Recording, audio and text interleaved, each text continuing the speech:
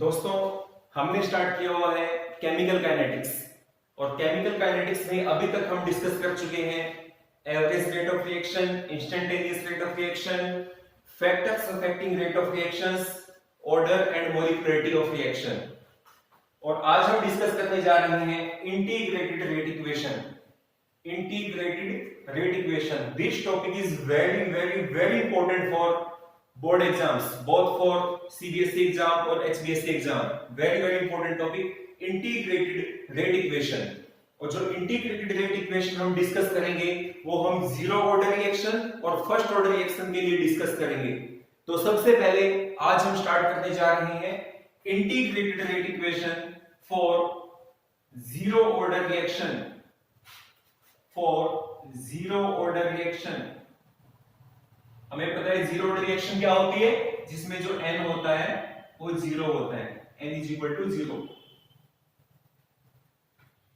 है जी। तो जीरो ऑर्डर रिएक्शन के लिए हम इंटीग्रेटेड रेट इक्वेशन को डिस्कस करेंगे। तो हमें कोई एग्जांपल लेना होगा किसी केमिकल रिएक्शन का। सपोज किसी केमिकल रिएक्शन में क्या हुआ, जो रिएक्टेंट है वो प्रोडक्ट में चेंज हुआ, रिएक्टेंट चेंज हुआ प्रोडक्ट में। इसको शॉर्ट में हम लिखना चाहें तो लिख सकते हैं कि जो R है वो कन्वर्ट हुआ P में। रिएक्टेंट के लिए हमने जो सिंबल यूज किया R और प्रोडक्ट के लिए जो हमने सिंबल यूज किया P। कुछ और सिंबल यहां पे यूज करेंगे, जैसे कि R नोट हम किसके लिए यूज करेंगे, इनिशियल कंसंट्रेशन के लिए। Initial concentration of reactant, reactant की इनिशियल कंसंट्रेशन के लिए हम R नॉट यूज करेंगे।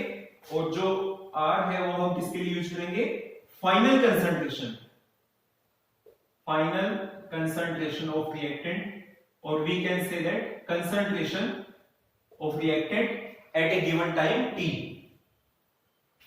तो आइए हम स्टार्ट करते हैं integrated rate equation for zero order reaction. हमने एग्जांपल लिया, रिएक्टेंट कन्वर्ट हुआ प्रोडक्ट में। अब इस रिएक्शन के लिए हम रेट ऑफ रिएक्शन लिख रहे हैं।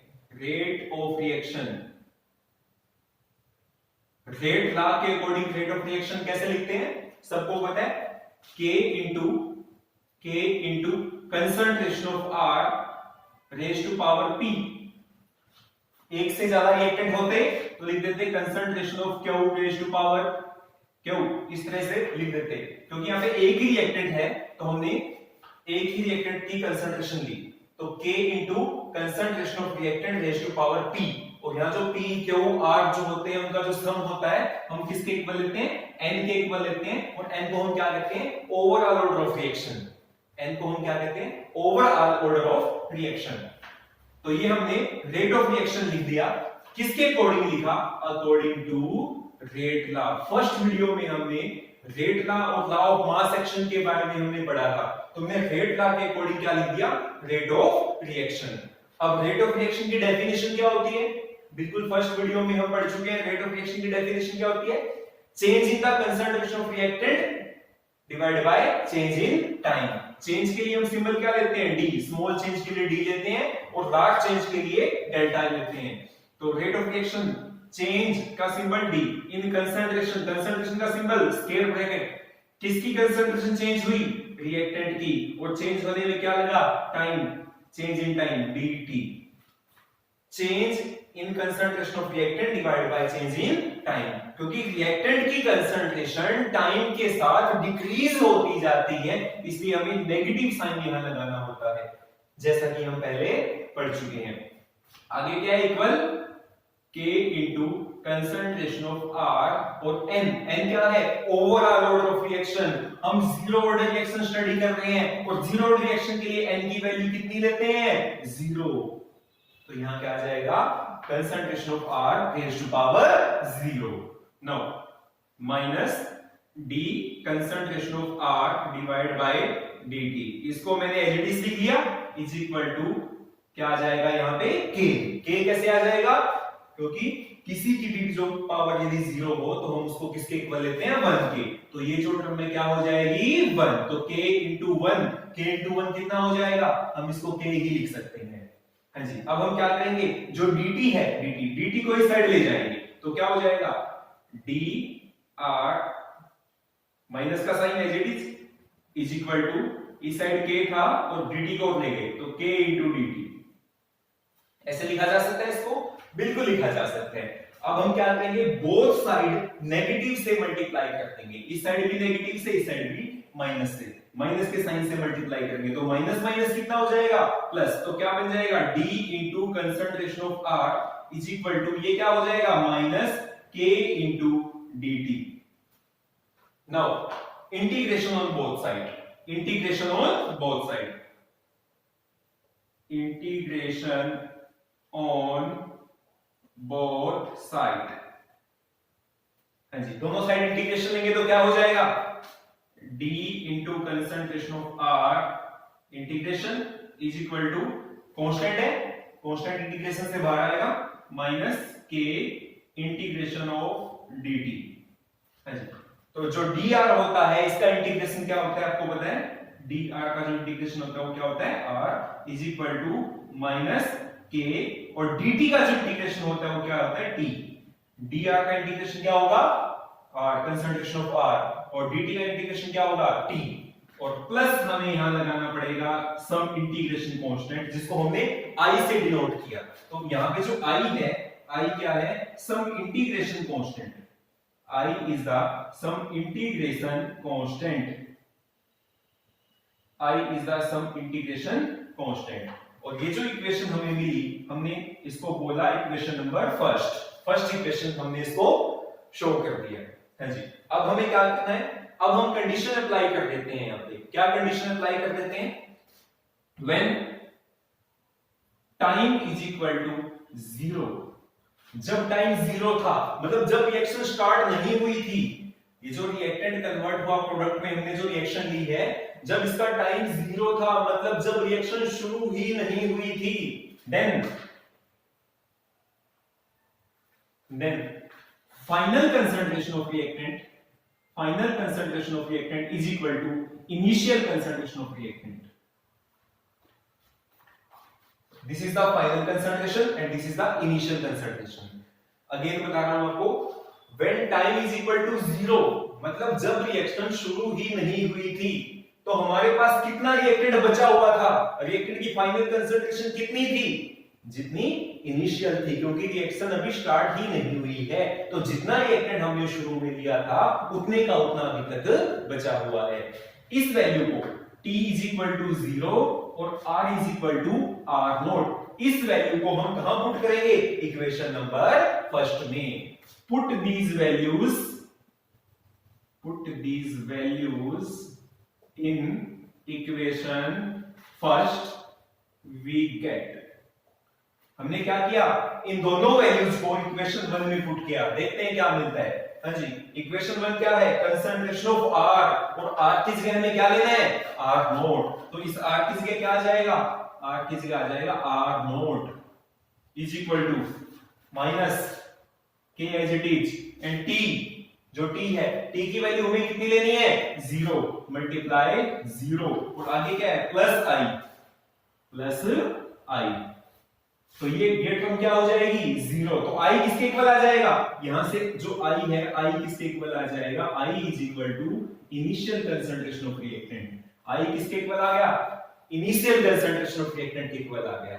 अब हमें क्या करना है, i की इस वैल्यू को इक्वेशन 1 में पुट करना है। ये जो इक्वेशन 1 है इसमें i की क्या वैल्यू पुट करनी है, कंसंट्रेशन ऑफ r नोट, मतलब इस वैल्यू को यहां पुट करना है, इस i की जगह put the value of I in equation 1, put the value of I in equation 1। हमने क्या किया, यहां से I की वैल्यू उठाई और इक्वेशन 1 में पुट की, तो हमें क्या मिल गया, हमें मिल गया जो R है, जो फाइनल कंसंट्रेशन है वो किसके इक्वल है, माइनस k t और प्लस जो I है, I की जगह मैं क्या लिखूंगा, कंसंट्रेशन ऑफ R नोट। आई किसके मैंने क्या लिखा, कंसंट्रेशन ऑफ R नोट। अब हमें क्या करना है, अब हम क्या करते हैं, जो ये माइनस kT है, माइनस kT इसको इस साइड ले आते हैं, माइनस kT इस साइड ले आएंगे, प्लस हो जाएगा। और जो ये कंसंट्रेशन ऑफ R है, फाइनल कंसंट्रेशन ऑफ रिएक्टेंट है, उसको इस साइड ले आते हैं, पहले मैं KT को इस साइड ले आता हूं, तो माइनस है तो क्या हो जाएगा प्लस, तो KT किसके इक्वल हो जाएगा, R0 टू साइड पहले से था, और ये जो कंसंट्रेशन ऑफ R है इसको भी मैं इस साइड ले जाऊंगा, तो ये क्या हो जाएगा माइनस R। और यहां से मैं K देखूं तो K किसके इक्वल आ जाएगा, जो T है मल्टीप्लाई में इस साइड जाके डिवाइड भी हो जाएगा, तो K किसके इक्वल आ जाएगा, R0 minus R divide bye T, and this is the integrated rate equation for a zero order reaction.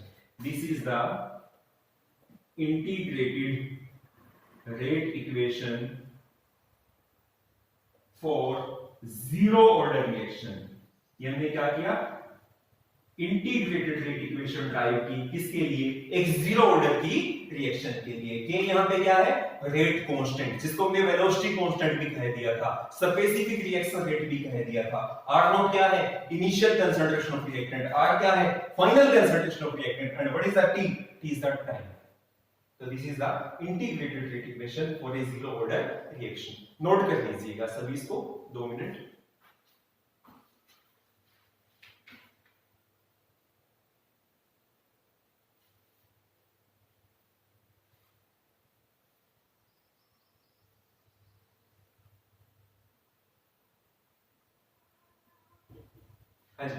Now, example of zero order reaction.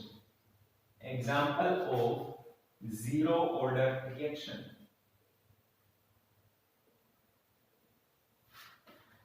तो सबसे पहले आपको पता होना चाहिए कि जीरो ऑर्डर की जो रिएक्शंस होती है वो काफी अनकॉमन होती है, फिर भी हम इसका एक कॉमन एग्जांपल लें, तो एग्जांपल है decomposition of gaseous ammonia on platinum surface.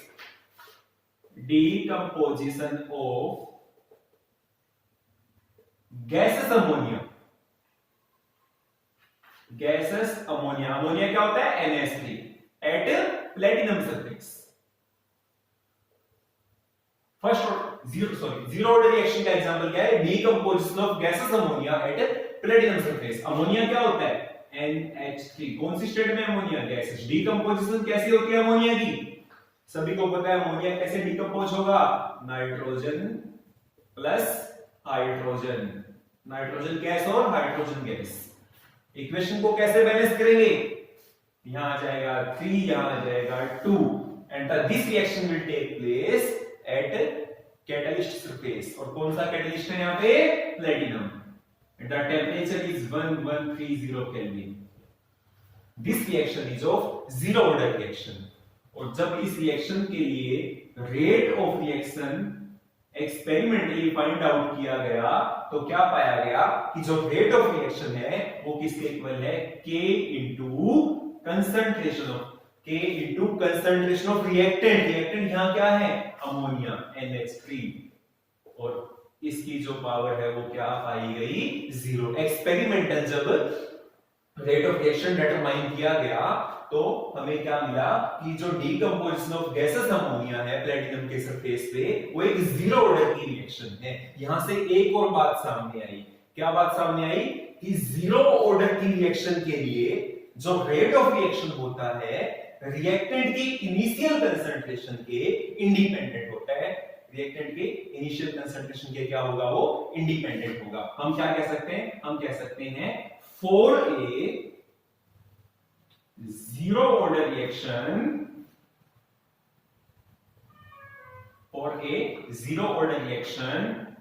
rate of reaction is independent of initial concentration of reactant,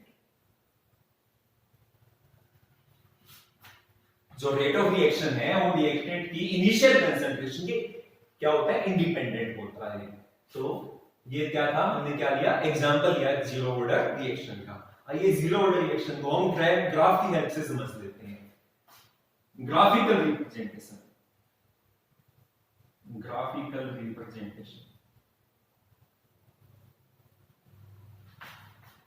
for zero order reaction. Zero order reaction के लिए हम ग्राफिकल रिप्रेजेंटेशन समझ रहे हैं। पहले इतना नोट कर लीजिएगा, उसके बाद हम ग्राफिकल रिप्रेजेंटेशन डिस्कस करेंगे। फटाफट नोट कर लीजिएगा इसको।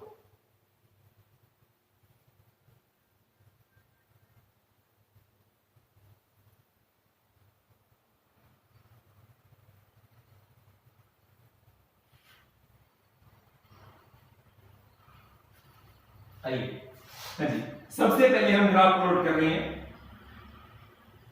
सबसे पहला जो हम ग्राफ प्लॉट कर रहे हैं, हमने क्या किया, एक साइड तो हमने क्या किया यहाँ पे, एक साइड तो रिएक्टेंट की कंसंट्रेशन ले ली और एक साइड रेट ऑफ रिएक्शन ले लिया। एक साइड तो हमने क्या लिया, कंसंट्रेशन ऑफ रिएक्टेंट, और एक साइड हमने क्या लिया, रेट ऑफ रिएक्शन। और अभी हमने क्या लिखा है यहाँ पे, अभी हमने लिखा है कि जीरो ऑर्डर रिएक्शन के लिए जो रेट ऑफ रिएक्शन होता है रिएक्टेंट की कंसंट्रेशन के इंडिपेंडेंट होता है, रिएक्टेंट की कंसंट्रेशन के इंडिपेंडेंट होता है। इसलिए हमें कुछ ऐसा ग्राफ यहां मिलेगा। ये ग्राफ बिल्कुल क्लियर डिनोट कर रहा है कि जो रेट ऑफ रिएक्शन है वो रिएक्टेंट की कंसंट्रेशन के इंडिपेंडेंट होता है। एक तो हम इस तरह का जो ग्राफ है वो प्लॉट कर सकते हैं, और दूसरे टाइप का जो ग्राफ हम प्लॉट कर सकते हैं वो टाइम और कंसंट्रेशन के बीच प्लॉट कर सकते हैं। दूसरा जो ग्राफ है, दूसरे टाइप का जो ग्राफ है, उसमें हम एक साइड टाइम ले सकते हैं, टाइम t, और दूसरी साइड हम क्या ले सकते हैं, कंसंट्रेशन ले सकते हैं, कंसंट्रेशन ऑफ रिएक्टेंट, जैसे कि हमने अभी लिया कंसंट्रेशन ऑफ रिएक्टेंट R। तो यदि हम टाइम और रिएक्टेंट की कंसंट्रेशन के बीच ग्राफ प्लॉट करें तो हमें कैसा ग्राफ मिलेगा, हमें कुछ इस तरह का ग्राफ मिलेगा। और यहां जो होगा वो होगा R नोट इंटरसेप्ट, जो इंटरसेप्ट होगा वो R नोट के इक्वल होगा। और ये जो लाइन है इसका जो नेगेटिव स्लोप है, ये जो लाइन है इसका नेगेटिव स्लोप हमें के यानी कि रेट कांस्टेंट के बारे में बताएगा। मतलब जो के होगा वो किसके इक्वल होगा, negative slope of this line. ये जो लाइन है इसका जो नेगेटिव स्लोप है वो किसके इक्वल होगा, के इक्वल होगा। तो ये हमने ग्राफिकल रिप्रेजेंटेशन डिस्कस की जीरो ऑर्डर रिएक्शन के लिए। हाँ जी, इसके बाद हम पढ़ेंगे half life period of A zero order reaction. पहले इतना नोट कर लीजिएगा फटाफट, उसके बाद हम जीरो ऑर्डर रिएक्शन के लिए हाफ लाइफ पीरियड डिस्कस कर रहे हैं।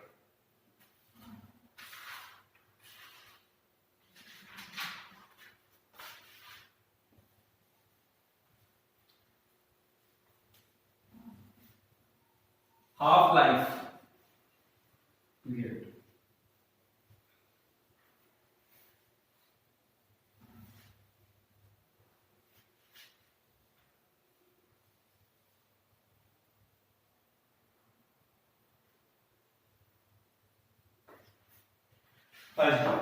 half life period of a zero order reaction, half life period of a zero order reaction।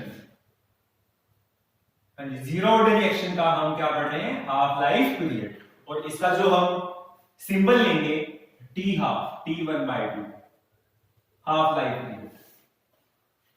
तो स्टूडेंट सबसे पहले आपको ये पता होना चाहिए कि हाफ लाइफ पीरियड होता क्या है। हाफ लाइफ पीरियड क्या होता है, हाफ लाइफ पीरियड क्या होता है, the time during which concentration of reactant